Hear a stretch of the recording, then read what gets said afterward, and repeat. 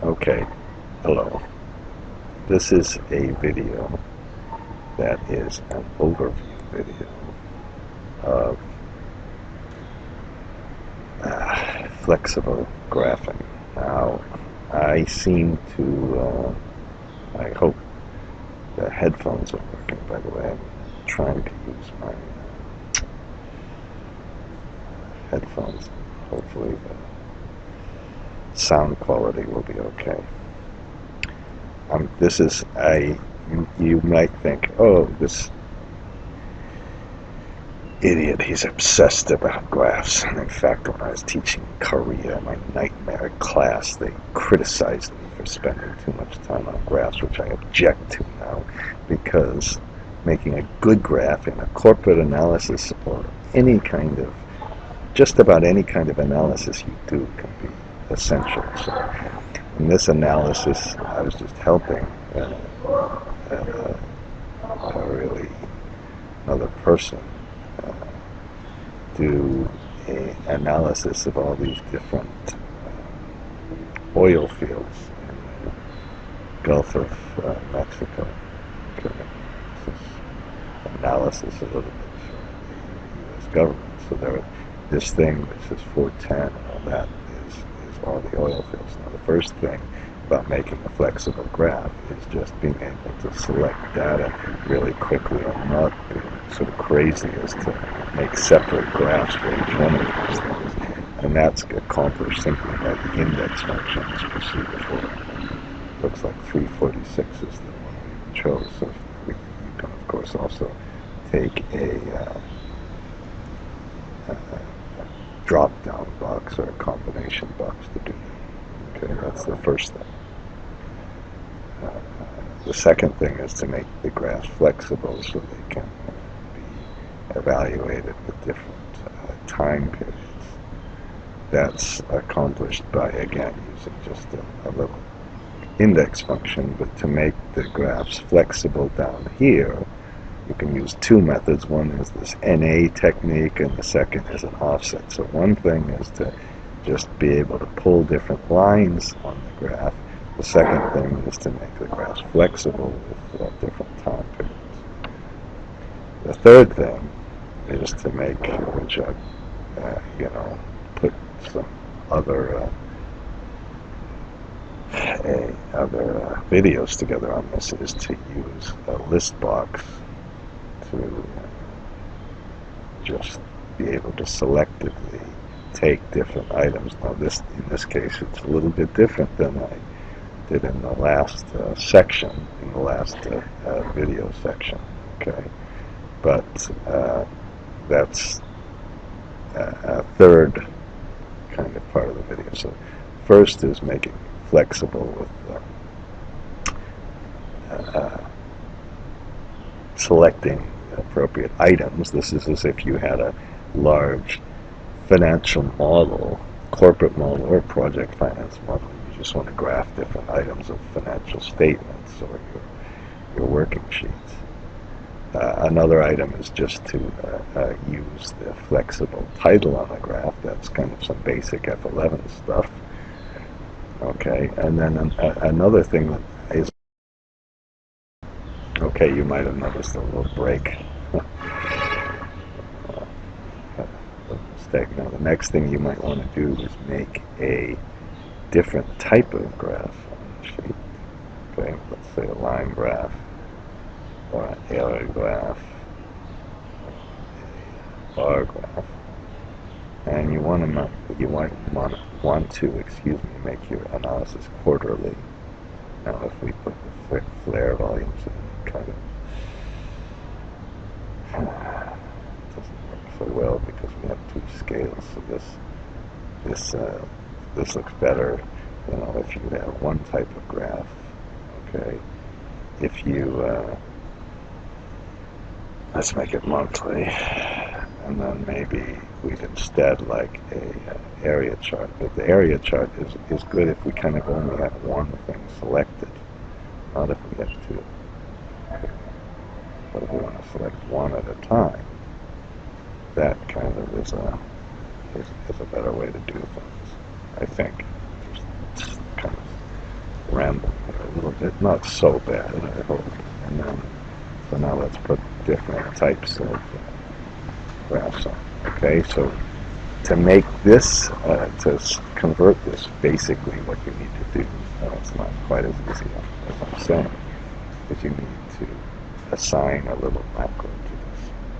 So the next series of videos are going to take you through how do we make our kind of graph on either a monthly or quarterly or annual basis. How do we put the look at this, okay, come on, okay, I'm not good at using the mouse again. Okay, how do we do this sort of thing? That didn't really work out. I think we're going to have to use a monthly basis and make our standard kind of line chart. How do we adjust this? Okay, so one is the timing, other one is the list box. Okay, and the third one is how do we convert this with our little macros. There are a couple of little suggestions. Now, right now, I'm going to just finish up the discussion of the index function to get the different titles and all this on, which is really fairly simple.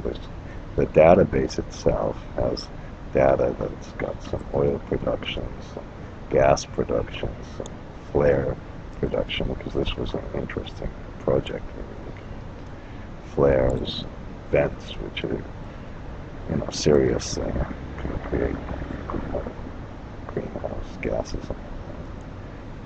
Okay, so I set the kind of the graph page up with some different data. The end of the month, the end of the year, and the end of the quarter. Now the big trick is to just use in this case, I just went to the developer tab, of course, okay, and simply went and got a list, and the good news here is that the list is the same for all of the items. It's not necessarily that the rows are the same, but there was if it's complex number 40, that's the same in all the different spreadsheets. Okay. Now you can once you get that, the result is a row. Yeah. I used the base oil production as the row. Okay, so this should really oil row. And then you just, to find what it is, again, this gives you the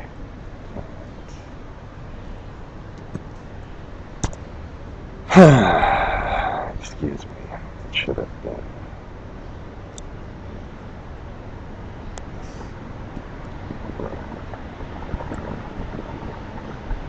Okay, so now we have the same kind of ID. Right, we can find our data.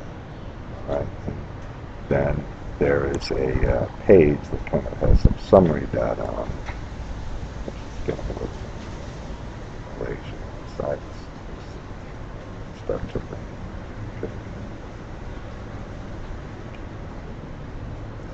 And we get the different row. Now you can do, this is the output. This is really the row, which is also, I'll put the cell link.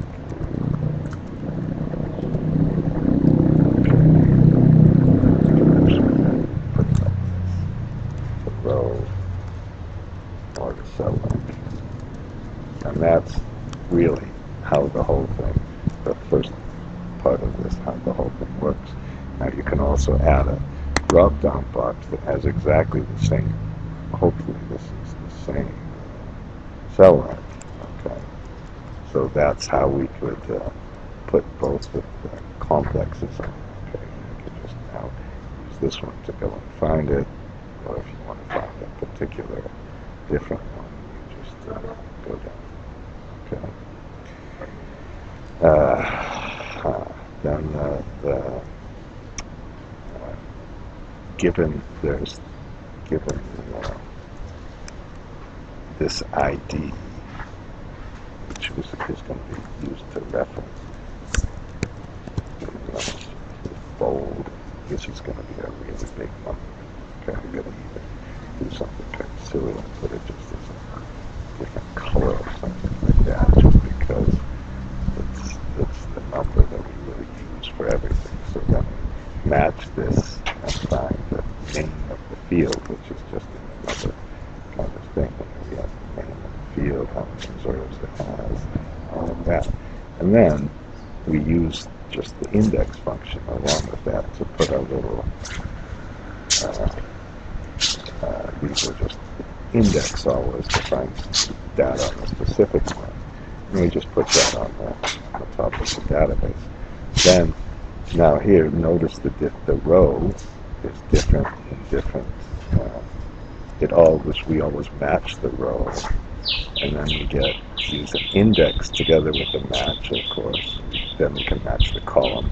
The column is always the same, but just in case it wasn't. And then we use the index to just find our data points.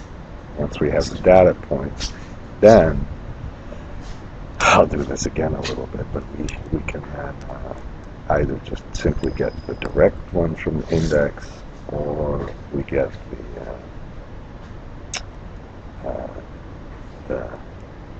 we sum it. We use the SUMIF function. Finally, we put all the data together and choose whether we have monthly, quarterly, blah blah blah, and we set up the analysis with a blank on the X scale. And once you have a blank on the X scale, we'll put the history and the forecasting, like the F11 function, and essentially that's what we start really, Alt-EL to leave that. That's what we really start. And if you just do this, well, let's do it one more time. F11, I can't believe, I kind of get nervous about making videos because I've got criticized so much for rambling and swearing and everything else. I can't do that. So we put this kind of thing on the top, and that's how we at first just can make a real flexible graph that just picks the different items. So that's the index function, and just a little bit of an introduction to the graph page. Okay, I'm going to stop